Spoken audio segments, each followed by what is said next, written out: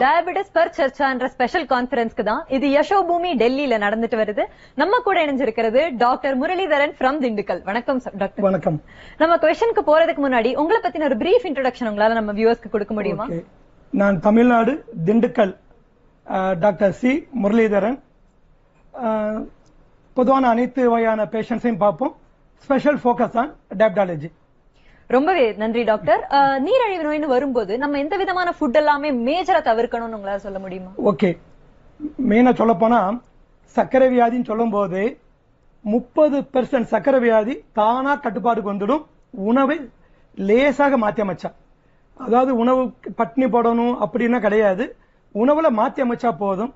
சிம்பிளா சொன்னா காலையில வாக்கிங் போறோம் இல்லையா, வாக்கிங் போயிட்டு வந்தோன்னா பல பேர் அந்த வெளியே விற்கக்கூடிய கேப்பக்கூழு கேப்பக்களி இந்த கஞ்சி கம்பு கஞ்சி எல்லாம் வச்சிருப்பாங்க.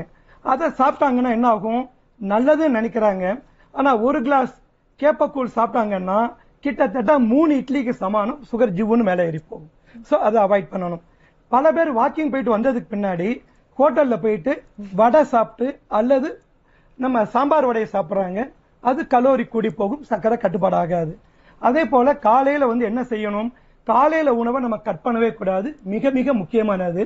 காலையில உணவு இரவு உணவு டிஃபனா வச்சுக்கிட்டு மதிய உணவை நம்ம அரிசி அல்லது கோதுமை முழு தானியமா உணவு, பாதி பிளேட்டுக்கு வெஜிடபிள்ஸ், காவாசி பிளேட்டுக்கு பல்சஸ், மிச்ச காவாசி பிளேட் நம்ம ரைஸ் மீல்ஸ் வச்சுக்கிட்டோம்னா சுகர் நல்லா கண்ட்ரோல் ஆகும். ரொம்பவே சரியானது டாக்டர். இது வேர்ல்ட் டயபெட்டிஸ் மந்த் ஆனதுனால உங்களால நம்ம ஆடியன்ஸ்க்கு ஒரு மெசேஜ் சொல்ல முடியுமா?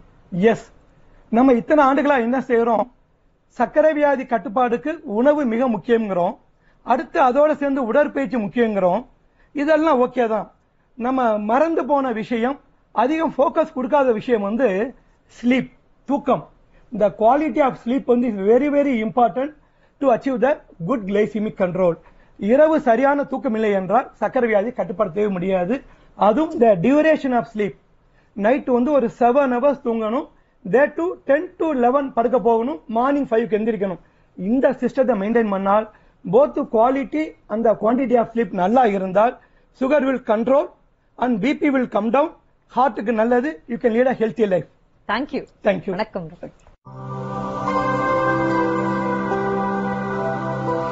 நெசவாளர்